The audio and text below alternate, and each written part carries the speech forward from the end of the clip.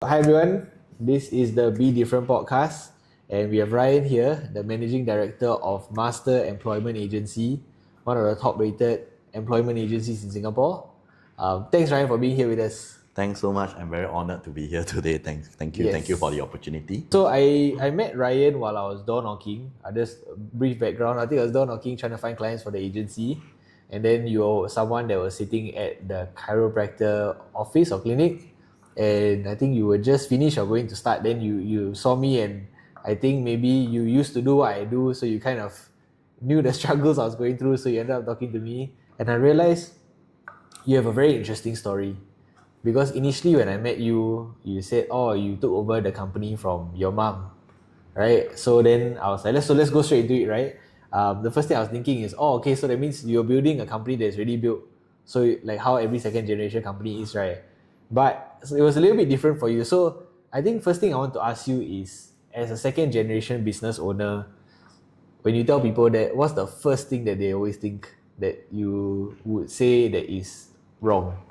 I think it's very common. Most people will say, "Aya, Asiakia lah." Like when Asiakia meaning like the rich second gen like that. A lot of people would think that way, especially when I tell them, "Oh, I'm a second gen. I run a maid agency." So most impression people would have is that, oh, even when times are bad, you don't have to worry because the moment you graduate, or not, you would have a comfortable job seated in office, ordering people around, probably drawing a fat salary already. Maybe all the operations are already in place, all the branding, marketing has already been done. You just join the company as a second gen, immediate rise to the top as a boss, and then you have already ready good salary, bonus, and then everything is running. Whether or not you turn up in office, things are still going to be more or less the same. I think a lot of people would have that sort of impression.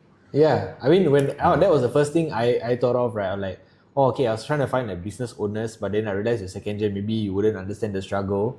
And then you told me your story about, how you started, all the struggles that you've been through. And then I realized, actually, you basically started the company from about scratch, I would say. From not much branding, not much online presence, not much client base, and you grew it to quite a big agency now. Yeah, I think we are sizable now, not that big yet, but yes, because my mom she was sort of like a one-man show. So this business is actually from a very traditional industry. We had one retail. She's basically sit in the office for the retail hours from 10 a.m. to 8 p.m. every day. Yeah, so and we don't even have a website. Yeah, so don't even have a website. Even the name cards all that, the color scheme, the branding, all that is very dated. I remember we have a Chinese Chinese name, Chinese logo also. So everything was not there, no system. I remember my mom, when she passed on to me the clients, I said, hey, do you have clients? She passed me a notebook. She passed me a handwritten notebook. I was like, huh? You mean your database of clients is here? She said, yes, this is, this year. Last year was this book. Then I said, huh? Then when I opened, it was all scribbled in handwriting. I said, Wow. how do I find the information? She said, there, this is the name. There, this is the address. This was the salary of the helper. This is the. So I was like, huh? I said, so I have to go around like that. Then I realized that, okay, if I'm going to take over, it's really from ground zero, and that's You need to basically how I restructure started. everything. Yeah. But I think you didn't immediately start out as. I mean, I think even in the second generation, we have this issue where not a lot of people now want to take over their parents' businesses because they rather have work, like the MBS, finance, or some town. You go to Raffles in a nice office, aircon, everything. So nobody thinks of taking over their parents' business, which maybe like workshops, like yours, made a maid agency where it's like one storefront, right? So you didn't start out there. I remember you telling me that you started out actually corporate job, and even before that, you had a very interesting beginning when you just started working. Yes. You had a kid when you were quite young. I think when your wife was still in school at that point of time, you guys were still studying, right? Then Yes. you started the grind and hustle from there. So Maybe you can share a little bit about that also. Yeah, to be honest, although my mom, she has been running this maid agency for many, many years, even when I was younger, never has it crossed my mind that I will eventually be in this business. Because all along my interests lie in finance, events, something more interesting. Yeah. Something more interesting. When I was younger, I was in the events industry, managing talents, the managing models. My friends were envying me because I was managing models and talents in, like for IT shows, car shows, games conventions, Okay. and also organizing photo shoots. Yeah, so then my dad has been in property. So even if I were to follow one of my parents' footsteps, right, I would think it's probably more towards my dad than my mom, because the maid agency sound like a very boring, very traditional, that, and it's a business that I've never imagined myself to go into. So in the end, it was more of a push factor, I would say. So after gaining some experience in the corporate sector, I joined the banking industry. I was also in the civil service, Ministry of Law, for 2 years plus. Oh, okay. Then that was the time when uh, I, I I had my second kid with my wife. Yeah, Oh, so wow. so when I had my second kid, I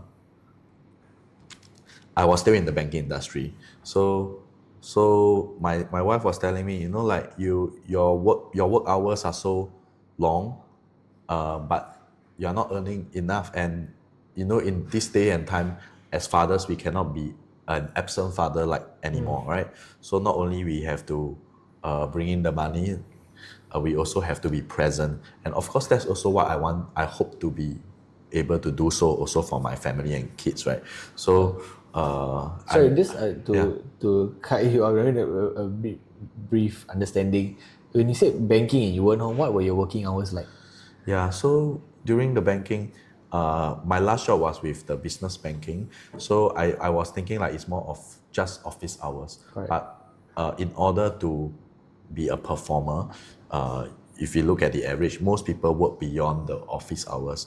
And even during weekends, you have to go back to do some paperwork, clear your paperwork. So I remember those days, I can only see my kids growing longer, not taller.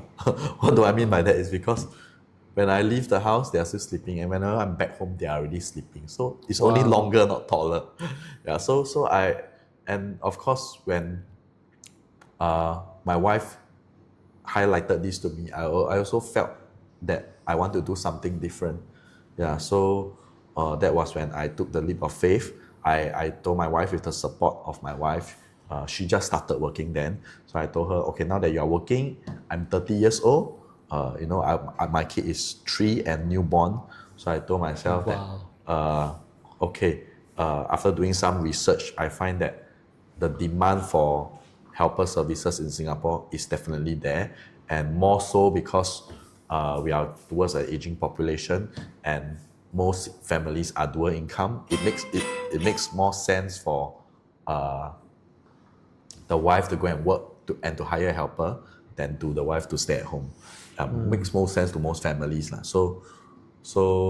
I after doing the research, I felt that okay, I'm going to do it. I'm going to join, but I'm definitely not going to do it the old traditional way. I'm going to understand it from A to Z, and then I'm going to restructure and remodel the business to something that is able to give me the flexibility. And as I expand the business, I'm also going to give the same flexibility to my colleagues as well. So I mean, what I can understand or what I can hear from this is that the pain. Correct me if I'm wrong, right? Sometimes when they say to make a change, is not what you want, but the pain of what you're already going through is so great that you want to just get out of there. So the was that one of the main factors? The push factor was the fact that if you continue in this line, you may never see your kids really grow up properly and never be there for them. Yes, I think that yes, because to me it's more of a push factor already. Whenever people tell you, if you are very comfortable in what you are already at, right, sometimes you will just keep hesitating to move forward, right? But it's when you feel that the present is not going to work out, then you have no choice but to move. Yeah, so it's more, the push factor is often stronger than the pull factor. That's why they say removing pain is always stronger than gaining pleasure. Yeah, That's a good so point. removing pain. Yeah, so I had to remove my pain because, I don't want to be in constant conflicts with my spouse, and I do not want to miss out on the precious times that I could have with my young kids. Yeah, but how do your wife take it? I mean, in Singapore, we always brought up in a sense where study hard, get a degree, be honest, do a job, then you slowly raise up to manager, and then hopefully you're one of the special ones that become, a CEO of a company, and then you're comfortable. So how do your wife take it when you're going up this career ladder, and then one day you just say, you know what, let me just jump off and let's restart there again? Like, what was her reaction like, or what did she think about it? Okay, I think my wife, she has always been a great support, moral support as well. Of course, as a husband, I have to assure her that I have certain savings. And savings there, so I don't have to like get money from her to just to feed Yeah. myself, right? I told her that I have some savings there, and of course, I also told her that why not we work it that way, like a balanced portfolio, because I'm in finance. I told her, you like stable and stable government job, you can continue to be in your civil service, whereas so you will be the bonds in our portfolio. I will be the stocks. So I said, stocks meaning if we have a bond and stock, it means that our life can go way better, or it can also fall lower than if both of us are in the civil service or bonds, right? So I told her that, but I said, for me, if you tell me that 5 years, 10 years down the road, I already know what I'll become, life becomes a lot less interesting to me. I said, nothing wrong if you are someone who thinks that, hey, I like certainty. I know that if I work a civil service 10 years, 20 years down the road, as long as nothing big happens, I'll be like that. Nothing wrong if you are someone like that. But I mean, every individual is different, right? For me, if I know 20 years down the road, I will be like that. Life becomes a lot less interesting to me. Every day I wake up, there's no motivation. I will feel less motivation to work hard, because to me it's around there, right? Yeah. So of course we have to bear in mind that it's not 100% sure also. So when you are going into business, when you are going entrepreneurship, or when you are building something, right, it may go better or it may go worse. Yeah. So you have to be prepared. But I told my wife, I said, even knowing that, right, I feel that with the potential to achieve better already makes me want to wake up more every day. So I think my wife saw that. She said, oh, she saw that actually I'm different. I have a different perspective as well. To someone maybe 10 years, 20 years down the road, I know this is very comfortable. But to me, if I can see that, hey, it's a question mark. It's a question mark. Maybe I can be a lot better. Maybe it may be worse. But of course, we try and prevent that, right? So what I believe is always we work hard for the best, be prepared for the worst, and be contented with the current. So I always I think that we should work hard for the best outcome, but we should always be prepared for the worst. Not to be ready for the worst, but not to be like, I'm ever ready for the worst. Then you won't work hard towards the best. Yeah, that's true. Yeah, but so not sure if you know what I mean. When you really hit the worst, you know that you are not looking for the worst, but at the same time you must be prepared. What if that's the worst? But every day we are grinding for the best and still contented with the current. So that's why I always say that my favorite quote is to enjoy the process and journey, not just the destination. Yeah, because what if we don't reach the destination? At least I would have enjoyed the journey and process. It's just like the road trip. We don't just look forward to It's just like the road trip you share with me. Yeah. We don't just look forward to our destination. We enjoy the journey along the way. journey with the drive, the things People, that we yeah. see, the photos that we took together, the laughter and things we throughout the whole journey. That's what I hope every one of us are able to do this in our life, because we really don't know what will happen tomorrow. We really don't know what. Yeah. I think that's where people maybe that's where I would say the education system raises also, because it's always been step by step by step by step. Like a benchmark, right? You finish PSLE, next step O level, finish O level, then you go to poly, you finish poly, you go to uni, you find a job, and then even then there's progression ladders across. So you always know if you work hard, you'll reach there. And what everybody does, I feel like what everybody doesn't realize is that you reach there, right, thinking that you want that, and then I don't know if you face this, but once you get there, then you feel that, hey, actually, it's not what I thought it would be. It's like it's not how I thought this is going to turn out, right? Yes. So I think that's where I like where you're coming from, because you're looking for the question mark, right? And you found that there's a question mark, and while everyone is going towards the road that is already paved, you're going towards this road that is somewhat there, but you need to like hack your way through the forest. I think you mentioned that you wanted to pave your own way, right? And this wasn't very straightforward. What were some of the things you had to do to build the agency up to where it is today? Yeah. So actually, regarding this, I think I've took some notes. So So as I shared just now, right, it was really not easy when I joined this. So because you see, I quit my full-time job, I went straight in with 2 young kids, 3 years old boy and a newborn girl. Yeah. So the tough thing is nobody knows I'm in this industry. So I posted every day about helper contents and messaged everyone on my friends list until social media blocked me.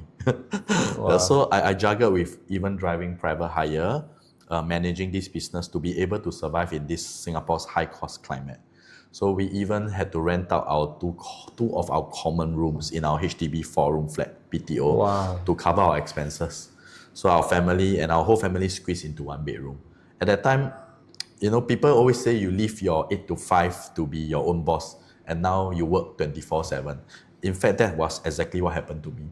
Yeah, so to save petrol, my wife also accompanied me to JB every 2 nights to fuel for my private hire duties, right? So although she said she wants to make sure I don't fall asleep, it was very sweet. She said, okay, you are very tired. I want to go with you. Although she has to wake up early at 6 a.m. for work the next day. I appreciated her hustling and together with me and her moral support, and was really touched. It was not easy for us at that time, struggling with money, work, kids, and even housework. Because at that time, we don't even have money to hire helper. Yeah. Right. So I was thankful that I finally have more client supporters, so I could tear off the blue private hire sticker to focus on my maid agency business. Yeah. So, however, just when things started to pick up, COVID came, and my business also got one of the hardest hit. Yeah. As our supply depends on the foreign side, right? So when barriers are closed, we can't even bring any helpers at all. Yeah. So without foreign supply, I could only depend on local supply. So I went down to Peninsula Plaza, City Plaza, Lucky Plaza from day to night, approach and speak to helpers, asking them if, do you have friends who may need to find another job? I'm not poaching you, but if just so happens that if you have friends who are looking for the next job, you can actually refer them to me. So that was why it reminded me of those tough times I had. I went door knocking, I went to mall to approach people on the street day and night. When I saw you, just door knocking onto the chiropractor, it really gave me like, wow, you see, sort of like reminded me of those times, like if we just go all out, right? Yeah. Don't need to fear.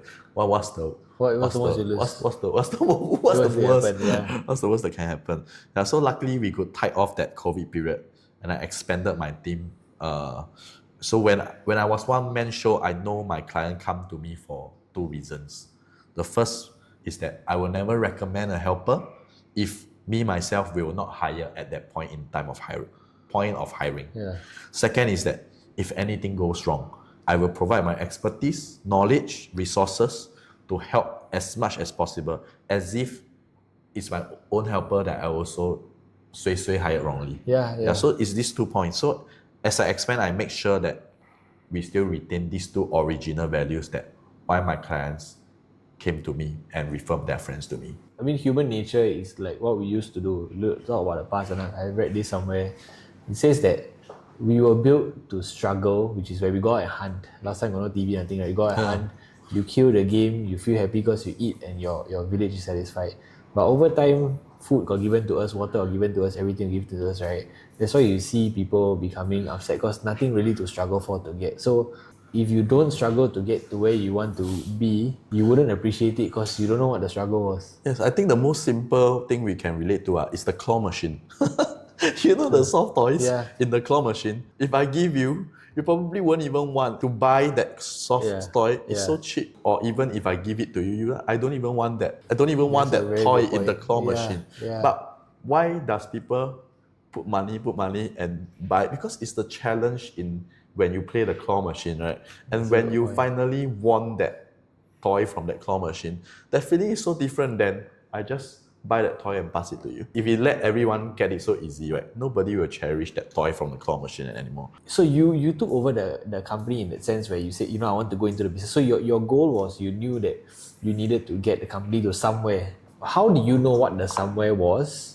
And how do you know that you were at least going in the right direction? Do you set benchmarks or anything like how was that part like? Okay, definitely won't know. So it's usually we will learn and improvise as we go along. My idea was that what gives us happiness? I was thinking along that line. Okay. So to me, it was like 3 most precious things in life. I was thinking is time, money, and health. Time, money, and health. So I've never been born rich, right? But I felt that when we were young, when we were students, most people have time and health without much money, right?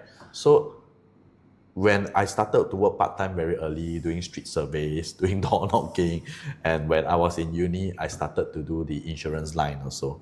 So to me, as a student, I had slightly more money than my friends, right? So if I can buy things that my friends can't, I'm already relatively happier than my friends. I may not be very, very rich, but relatively at that stage in life whereby most people have time and health without much money, I have a bit more money than my friends. I'm already happier. So when I move on to an adult life, I realize most people have money and health, but not much time. When I look around my friends, I realize that yes, those who have more time flexibility, those who can spend more time with their loved ones, they are actually happier. At that stage in life, when people don't have the luxury of time, you have that flexibility. So I wanted to remodel my business into more flexibility. Yeah, so just nice, of course, COVID happened and forced to work from home. you are forced to move that direction. Then a lot of maid agencies closed down. Yeah, so I had to remodel a business that, okay, we are not going to ask people to come down to the agency anymore. We can't. So I will deploy the helper to the home.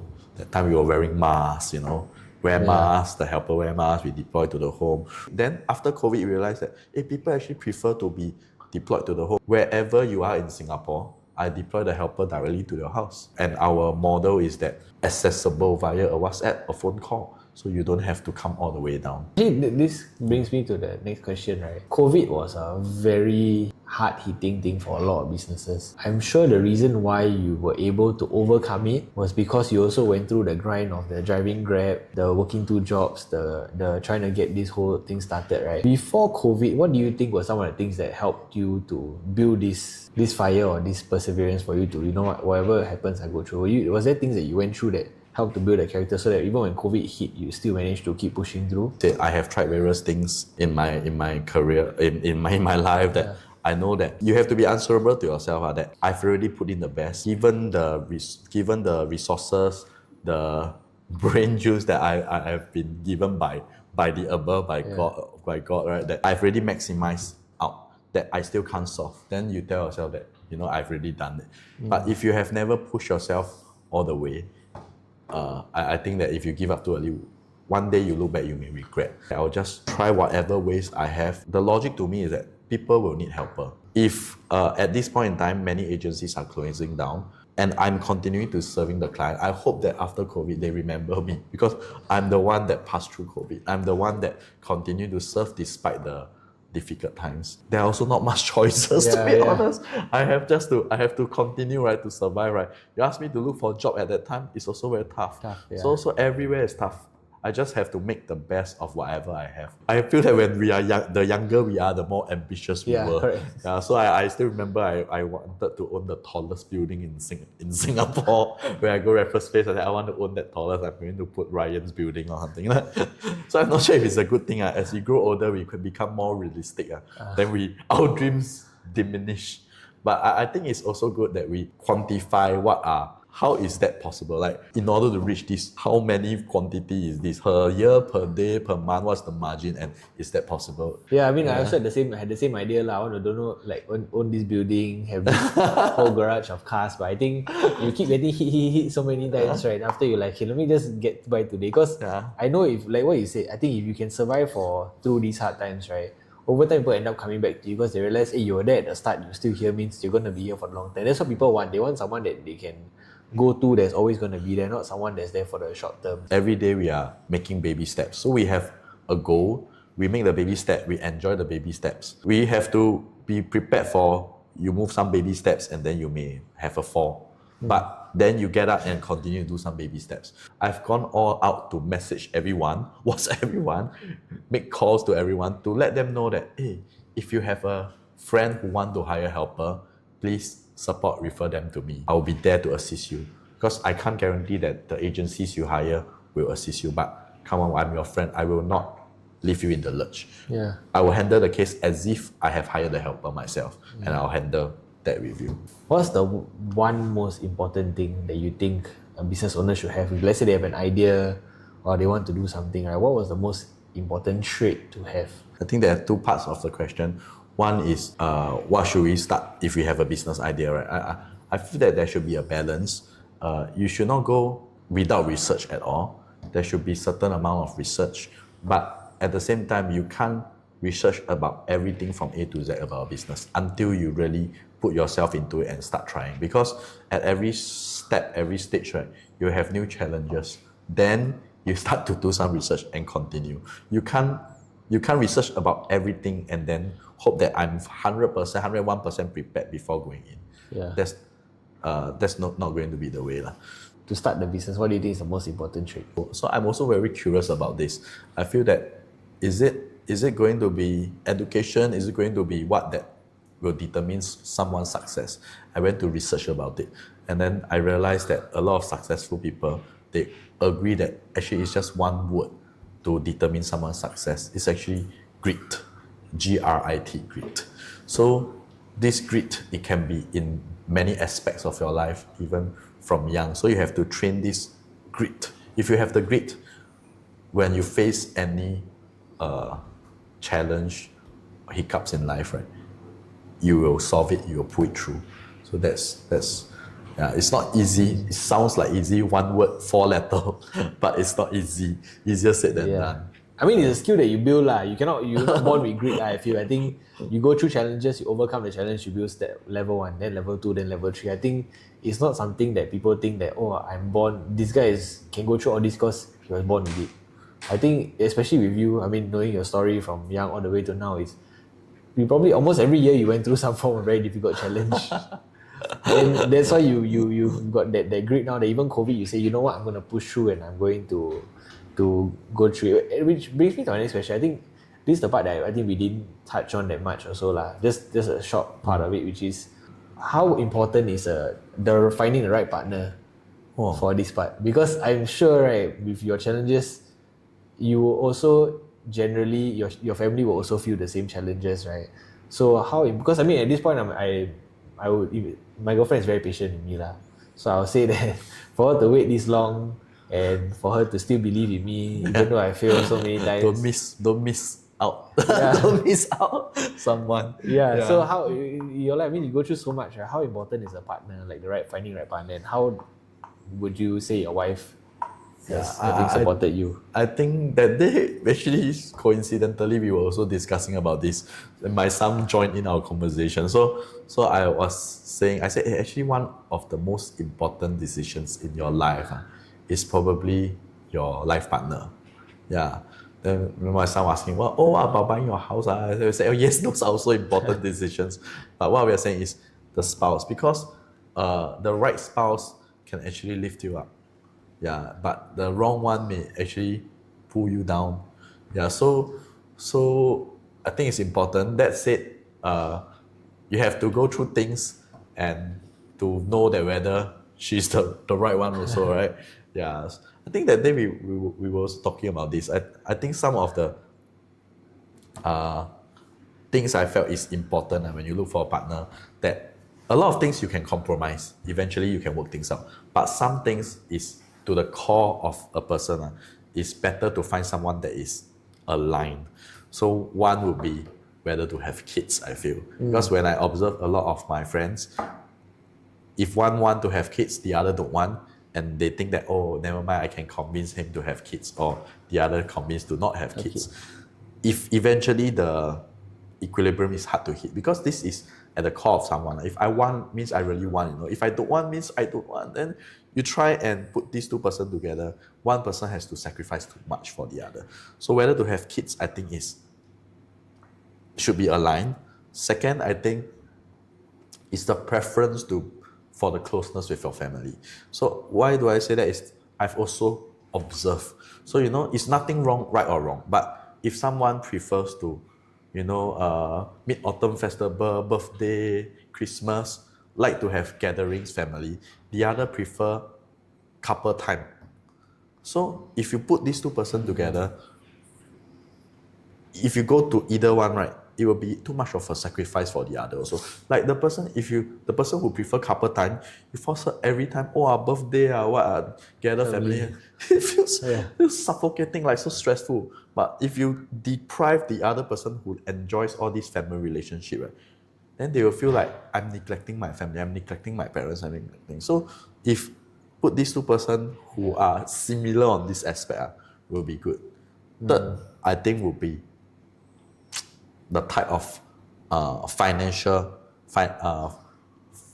style. What I mean is that some people they see every digit that increase in their bank account, they are so happy.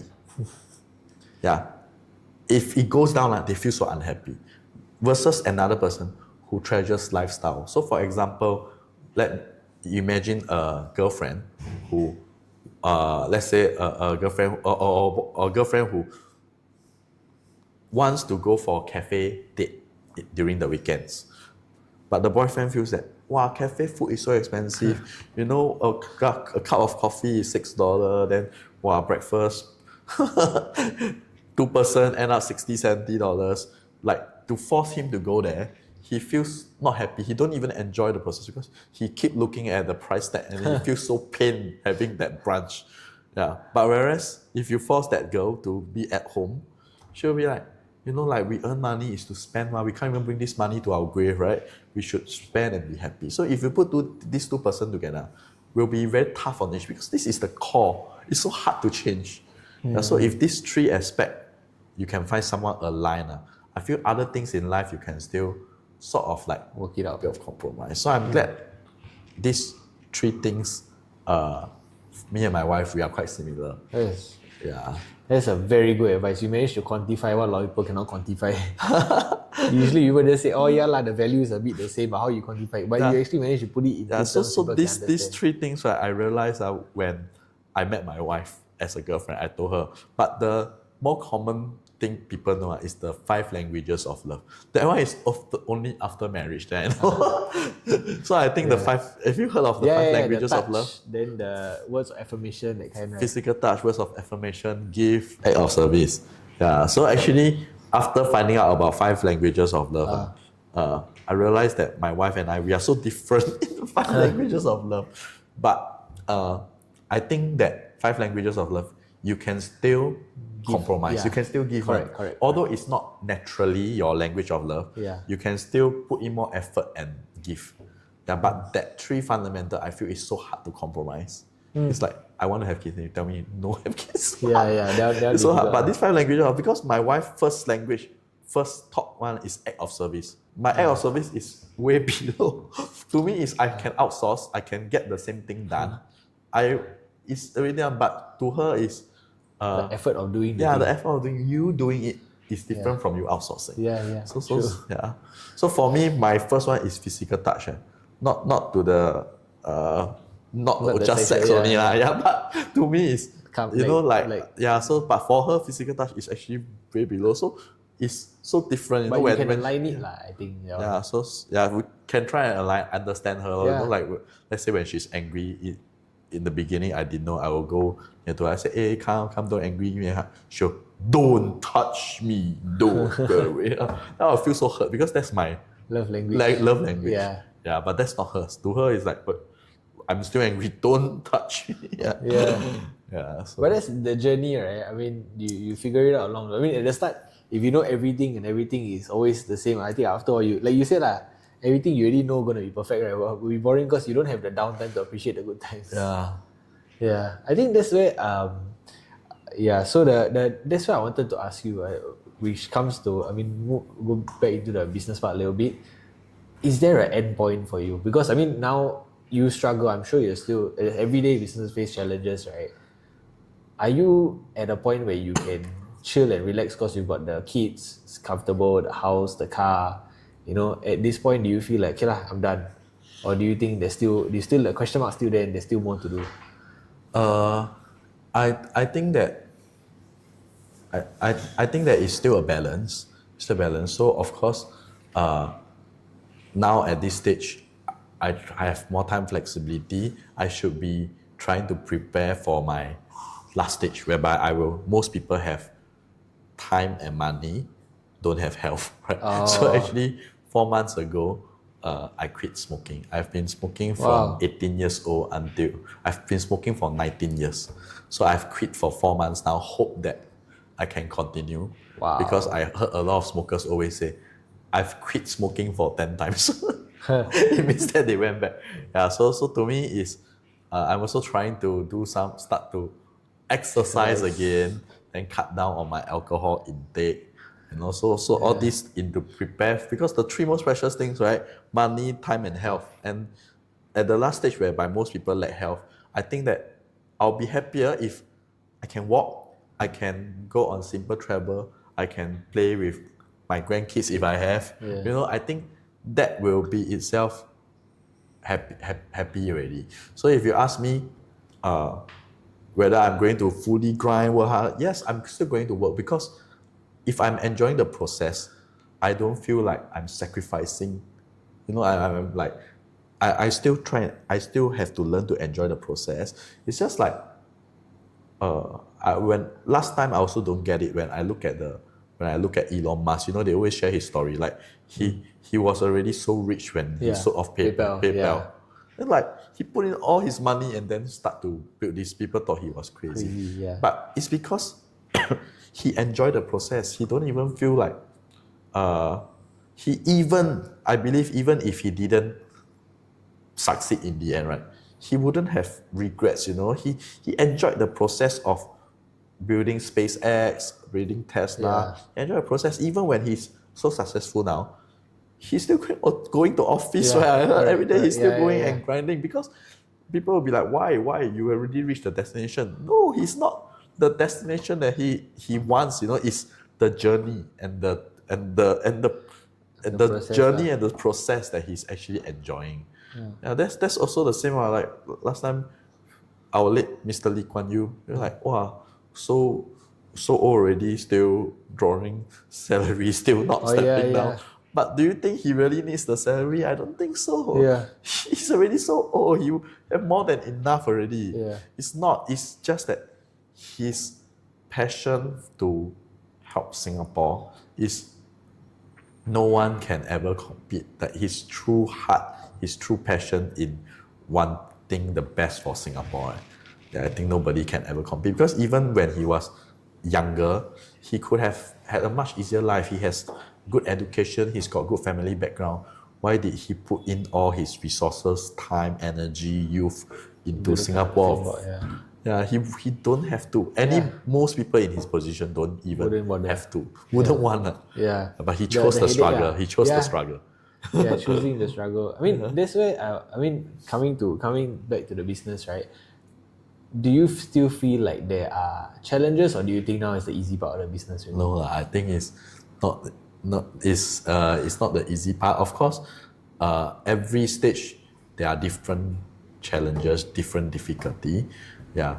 So this, as I continue to grow, we still have new challenges. Like I have to think for my team, right, to make sure that, because a lot of them are new in the industry, so I want to, and our business is a referral business. I want to let them know that yes, you can go all out. You can go and share with your friends, family that you are in this line. If they have referrals, please refer to you. But I also have team who are not, who may not have a lot of contacts in Singapore. So I want to assist them, continue to give them leads. Hopefully, when they serve these leads well, they will then refer them new businesses. That's how they can start to grow in this business as well. Yeah.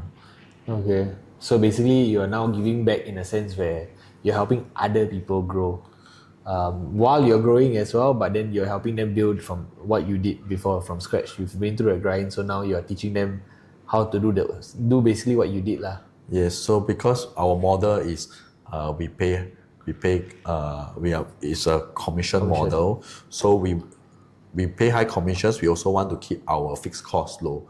So, but in order to have more retail presence, we are also trying to work collaboratively with present retail owners. We're going to work on a win-win approach to value add on their existing client base if they were to hire maid services.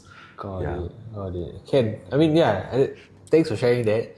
Last thing, if someone were to ask you now, I want to start my own business, or someone that starting a business and struggling through it, what would your advice be? Continue or stop?